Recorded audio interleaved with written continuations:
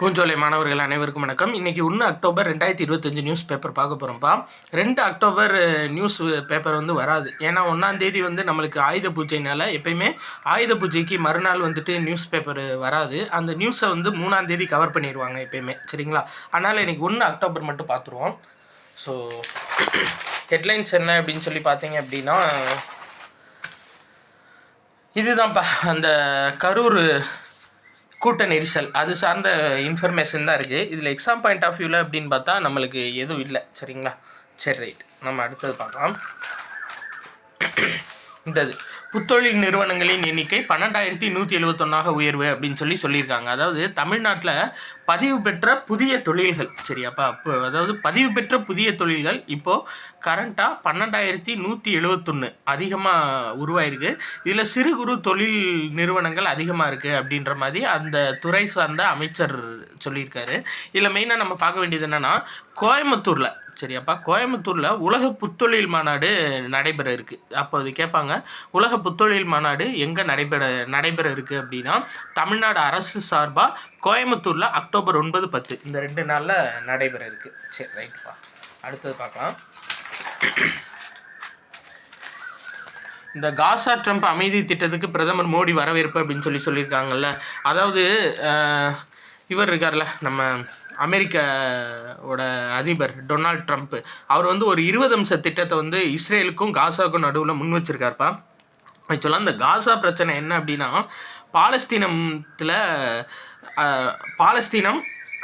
பாலஸ்தீனம் இஸ்ரேல் இந்த 2 நாட்டுக்கு நடுவில் தான்ப்பா பிரச்சனை. பாலஸ்தீனத்தில் ஹமாஸ் அப்படின்ற ஒரு தீவிரவாத அமைப்பு செயல்படுறாங்க. அவங்க இஸ்ரேலுக்கு எதிராக தாக்குதல் நடத்தினாங்க. அவங்க இஸ்ரேலோட பார்டரை புல்டோசர் வழியாக அழிச்சிட்டு உள்ளே போனாங்க. ஸோ அதனால் இஸ்ரேல் என்ன பண்ணாங்கன்னா, திரும்ப பதிலுக்கு ரிவெஞ்ச் எடுத்தாங்க. இப்போ என்ன ஆயிருக்கு அப்படின்னா, அந்த பாலஸ்தீன நாட்டே சல்லடையாக சலிச்சிட்ருக்காங்க இஸ்ரேல். ஃபஸ்ட்டு இவங்க செஞ்சது இப்போ திரும்ப அவங்க கொடுக்குற ரிஃப்ளெக்ஷன் ரொம்ப அதிகமாக இருக்குது. ஆனால் இதனால் பாதிக்கப்படுறது யார் அப்படின்னா, மக்கள் தான். அந்த காசா பகுதியில் இருக்கக்கூடிய, பாலஸ்தீனத்தில் காசா பகுதியில் இருக்கக்கூடிய மக்கள் தான் அதிகமாக பாதிக்கப்படுறாங்க. ஸோ அந்த போரை நிப்பாட்டணும், ஒரு முடிவுக்கு கொண்டு வரணும் அப்படின்றதுக்காக ஒரு 20 அம்ச திட்டத்தை முன் வச்சிருக்காரு. இதுக்கு எல்லா நாடுகளும் வரவேற்பு தெரிவிச்சிருக்காங்க. ஏன்னா கூடிய சீக்கிரத்தில் அந்த நாட்டில் அமைதி திரும்பினா ஓகே தான் அப்படின்ற மாதிரி. ஸோ அதை பேசிக்காக ஞாபகம் வச்சுக்கோங்கப்பா. சரி, ரைட்டு. அடுத்து இந்தது ரொம்ப முக்கியமானது, எண்ணும் எழுத்தும் திட்டம், சரியாப்பா? அது நம்ம பார்த்தோம்ல. அதாவது 1 to 3ஆம் வகுப்பு வரையும் இதை செயல்படுத்தினாங்க. இப்போ 1லேருந்து 5ஆம் வகுப்பு வரை உள்ள மாணவர்களுக்கு எண்ணும் எழுத்தும் திட்டம் செயல்பட்டுட்டு வராங்க. இது ரொம்ப ரொம்ப முக்கியம். எந்த வகுப்பு வரைன்னு கேட்பாங்க, கட்டாயம் கேட்பாங்க, சரிங்களா? 1 முதல் 5ஆம் வகுப்பு வரை உள்ள மாணவர்களுக்கு, அதாவது லாங்குவேஜ் ப்ளஸ் மேக்ஸு, தமிழ், ஆங்கிலம், அது போக பேசிக் மேக்ஸ், சரியாப்பா? அது ஸ்ட்ராங்காக இருக்கணும் அப்படின்றதுக்காக கொண்டு வந்ததான் இந்த எண்ணும் எழுத்தும் திட்டத்தோட முக்கிய நோக்கம். இதில் மாணவர்களோட தரவரிசை அறிக்கை கேட்டிருக்காங்க. அந்த தரவரிசை அறிக்கை பேர் HRCன்னு சொல்லியிருக்காங்கப்பா, ஹோலிஸ்டிக் ரிப்போர்ட் கார்டு, சரியா? ஒவ்வொரு மாணவர்களும் எந்த அளவில் பயின்றிருக்காங்க அப்படின்றதுக்காக இந்த ரிப்போர்ட் கார்டு கொடுக்க போகிறாங்க, சரியா? ரைட். அடுத்தது பார்க்கலாம். வேறு எக்ஸாம் பாயிண்ட் ஆஃப் வியூவில் அப்படின்னா ரொம்ப கம்மி தான் நியூஸு. வேறு இந்த இது பாருங்கப்பா. அதாவது பாஜகவோட மூத்த தலைவர் VK மல்ஹோத்ரா மறைவு அப்படின்னு சொல்லி கொடுத்துருக்காங்க. இதில் நம்ம இப்போ பேசிக்காக பார்க்க வேண்டியது 5 முறை எம்பியாக தேர்ந்தெடுக்கப்பட்டவர்ப்பா, சரிங்களா? டெல்லியிலேருந்து இது கேட்பாங்க. அப்போ பாஜகவோட மூத்த தலைவர் VK மல்ஹோத்ரா அவர் இறந்துருக்காரு. அவர் எங்கே இருந்து எம்பியாக தேர்ந்தெடுக்கப்பட்டவர் அப்படின்னா, டெல்லி தொகுதியிலேருந்து 5 முறை சட்டமன்ற எம்பியாக தேர்ந்தெடுக்கப்பட்டவர், சரி? அதே மாதிரி இந்தது, அதாவது நம்மளோட வளர்ச்சி வீதம், இந்தியாவோட வளர்ச்சி வீதம் கொஞ்சம் குறையும் அப்படின்னு சொல்லி ஆசிய வளர்ச்சி வங்கி கணிச்சிருக்காங்க. எப்பயுமே இந்த ஆசிய வளர்ச்சி வங்கி, ரிசர்வ் வங்கி, SBI வங்கி, IMF இன்டர்நேஷ்னல் மானிட்டரி ஃபண்ட், சர்வதேச நிதியம், இவங்க 3 பேரும் ஏதாச்சும் ஒரு டேட்டாவோ இன்ஃபர்மேஷனோ வெளியிட்டாங்கன்னா அதை நம்ம படித்து வச்சுக்கணும். இப்போ நம்ம இந்தியாவோட பொருட்களுக்கு 50% வரி விதிச்சிருக்காங்கல்ல அமெரிக்கா. அதனால் ஒரு 2 ஆண்டுகளுக்கு இந்த பிரச்சனை இந்தியாவில் இருக்கும். அதோட வளர்ச்சி வீதம் குறையும் அப்படின்னு சொல்லியிருக்காங்க ஆசிய வளர்ச்சி வங்கி. ஸோ அதுக்கு முன்னாடி நம்ம இந்தியாவோட வளர்ச்சி வீதம் 7% இருக்கும் இந்த நிதியாண்டில் அப்படின்னு சொல்லியிருந்தாங்க. ஆனால் இப்போ 6.5 குறைச்சிருக்காங்க, சரியாப்பா? இப்போ இது நீங்கள் கேட்பாங்க. அப்போ ஆசிய வளர்ச்சி வங்கி கணிப்பின்படி இந்தியாவோட வளர்ச்சி வீதம் எவ்வளோ அப்படின்னா 6.5%. சரியா, ரைட், ஓகே. அடுத்தது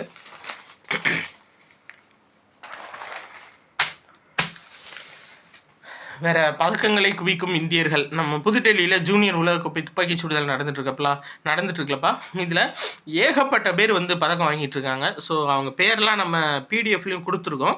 நீங்கள் இருந்தாலும் ஞாபகம் வச்சுக்கோங்க. சாம்பவி, நரேன், இஷா, ஹிமான்ஷு, வினய் பிரதாப். சரிங்களா, இவங்க எல்லாம் துப்பாக்கி சுடுதல் வீரர்கள். சரியா, வீராங்கனைகள். இதில் நம்ம இந்த மெயினாக பார்க்க வேண்டியது இருக்குப்பா. பாரா தடகள போட்டி புதுடெல்லியில் நடக்குது. இதில் வந்து ஈட்டி எறிதலில் நம்மளோட இந்திய வீரர், சரியாப்பா, இந்திய வீரர் சுமித் அன்டில் அவர் தங்கப்பதக்கம் வாங்கியிருக்காருப்பா. போட்டியின் வரலாற்றில் 3 முறை சாம்பியனான ஒரே இந்தியர் இவர் தான். சரியா, அப்போ ரொம்ப முக்கியம். சுமித் அன்டில் எந்த வீரர் அப்படின்னு சொல்லி கேட்பாங்க. அவர் ஈட்டி எறிதல் வீரர்ப்பா. சரியா, ரொம்ப ரொம்ப முக்கியமானது. பாரா தடகள சாம்பியன்ஷிப்பில் தங்கம் வென்ற ஈட்டி எறிதல் வீரர் சுமித் அன்டில். போட்டியின் வரலாற்றில் 3 முறை சாம்பியனான ஒரே இந்தியர் இவர் தான். ஸோ ரொம்ப ரொம்ப முக்கியமாக சுமித் அன்டிலில் ஞாபகம் வச்சுக்கோங்க. பாரா தடகள ஒலிம்பிக் போட்டியில் ஈட்டி எறிதல் வீரர் இவர். அடுத்து ஹாட்ரிக் வெற்றின்னு கொடுத்துருக்காங்க பார்த்தீங்களா. அதாவது ஆடவர் தட்டு எறிதல் போட்டி இருக்குது பார்த்தீங்களா. அதான் வட்டி எறிதலில் இந்தியாவோட யோகேஷ் கதுனியா வெள்ளி பதக்கம் வாங்கியிருக்காரு. ஸோ அப்போ இதுவும் கேட்பாங்க, யோகேஷ் கதுனியா எந்த விளையாட்டை சேர்ந்தவர் அப்படின்னா அவர் வட்டி எறிதல் விளையாட்டை சேர்ந்தவர். அதே மாதிரி இந்த ஜப்பான் ஓப்பன் டென்னிஸ் போட்டி நடந்திருக்கு. இதில் உலகத்தோட நம்பர் 1 வீரர் ஸ்பெயினோட கார்லஸ் ஆல்கரஸ் ஜெயிச்சிருக்காரு. சரியா, அப்போது இந்த ஜப்பான் ஓப்பனில் யார் ஜெயிச்சான்னு கேட்கலாம். கார்லஸ் ஆல்கரஸ். இவர் எந்த நாடு ஞாபகம் வச்சுக்கோங்கப்பா, ஸ்பெயின். அடிக்கடி ஜெயிக்கிறாப்புல. சரியா, ரைட், ஓகே. வேறு அதில் இந்தது ஸ்ரீஹரி. சரிங்களா, ஆசிய நீச்சல் சாம்பியன்ஷிப் போட்டி அகமதாபாத்தில் நடந்துட்டுருக்கு. அதில் ஸ்ரீஹரி அப்படின்றவர் 5வது பதக்கத்தை ஜெயிச்சு சாதனை படைச்சிருக்காருப்பா. அப்போது இந்த நாள் வந்த நியூஸில் இருக்கக்கூடிய ஸ்போர்ட்ஸ் நியூஸ் ஏகப்பட்ட நியூஸ். சரியா, ரொம்ப முக்கியமானது. ஸ்ரீஹரி எந்த விளையாட்டுடன் தொடர்புடையவர் அப்படின்னா நீச்சல் விளையாட்டுடன் தொடர்புடையவர். அதே மாதிரி இந்தியன் பேங்க் இருக்குது பார்த்தீங்களா. இந்தியன் பேங்க் வந்து நிமிஷம்ங்க. இணையவழி பாதுகாப்பு குறித்த விழிப்புணர்வுக்காக முன்னணி ஊடக நிறுவனமான நியூ இந்தியன் எக்ஸ்பிரஸ் குழுமத்துடன் பொதுத்துறை வங்கியான இந்தியன் ஓவர்சீஸ் பேங்க்கு கைகோர்த்துள்ளது. ரைட்டு, ஐஓபி இருக்காங்களப்பா, இந்தியன் ஓவர்சீஸ் பேங்க். அவங்க தி இந்தியன் எக்ஸ்பிரஸ் நியூஸ் பேப்பரோட கைகோர்த்துருக்காங்க. எதுக்காக அப்படின்னா இந்த இணையவழி குற்றங்கள் நடக்குதுல்லப்பா, அது சார்ந்த விழிப்புணர்வை மேம்படுத்துறதுக்காக. இதில் அரசு என்ன சொல்லியிருக்காங்கன்னா, இந்த சைபர் விழிப்புணர்வை ஒவ்வொரு மாதமும் முதல் புதன்கிழமை வந்து எல்லாருமே விழிப்புணர்வு ஏற்படுத்தணும் அப்படின்னு சொல்லியிருக்காங்க. சரியா, அப்போ இது ரொம்ப முக்கியமானது. சைபர் விழிப்புணர்வு குறித்த சைபர் பாதுகாப்பு குறித்த விழிப்புணர்வை எப்போ ஏற்படுத்தணும்னு சொல்லி அரசு உத்தரவிட்டிருக்காங்க அப்படின்னா ஒவ்வொரு மாதமும் முதல் புதன்கிழமை. சரியா, பொதுத்துறை வங்கிகள், பல்கலைக்கழகம், ஸ்கூல்ஸு இவங்க எல்லாம் சேர்ந்து மக்கள்கிட்ட விழிப்புணர்வு ஏற்படுத்தணும்னு சொல்லியிருக்காங்க. இதில் ஐஓபி இந்தியன் ஓவர்சீஸ் பேங்க்கும் தி இந்தியன் எக்ஸ்பிரஸும் 2 நியூஸ் பேப்பரும் இந்த பேங்க்கும் ஒப்பந்தத்தில் கையெழுத்திட்டுருக்காங்கப்பா அந்த மாதிரி விஷயத்துக்கு. சரியா, ஓகேப்பா, அவ்வளோதான் இன்றைக்கி நியூஸுன்றது அவ்வளோதான். ஸோ 5ஆம் தேதி நம்ம மேதகன்ற பேரில் கரண்ட் அஃபேர்ஸ் வந்து வெளியிடுறோம் நம்மளோட டெலகிராம் குரூப்பில். இல்லாதவங்க ஜாயின் பண்ணிக்கோங்க. டெலகிராம் குரூப்போட லிங்க்கு மேலே நம்ம சேனலோட டிஸ்கிரிப்ஷனில் இருக்குப்பா, ஜாயின் பண்ணிக்கோங்க. நன்றி.